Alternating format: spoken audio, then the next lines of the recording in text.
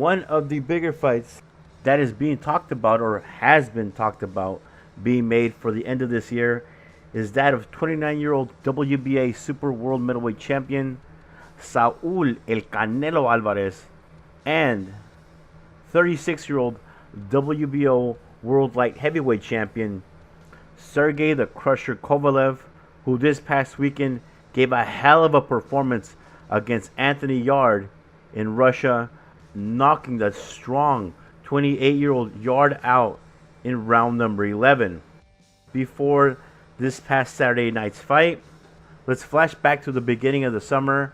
Saul Alvarez and his team were in negotiations to possibly face Sergey Kovalev in November. The negotiations at one point were coming to an end, and we almost had this fight officially made for September 14th.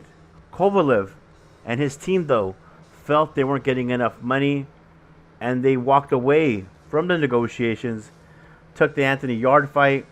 But right before the Yarde fight, Saul Alvarez's team once again reached out to Kovalev's team to main events, and this time offered him some real money.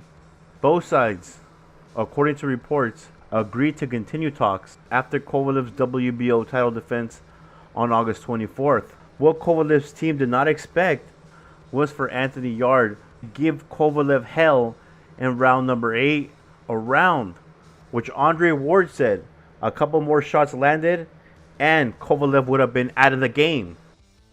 Kovalev, being the veteran, held on when he was hurt in round 8, came back in the same round, and then put a beating on Yarde at the end of the round all the way until the fight was stopped. Because of that round, various reporters were assuming yesterday that Kathy Duva and Main Events wouldn't want their top guy, wouldn't want their cash cow to face Saul Alvarez on November 2nd.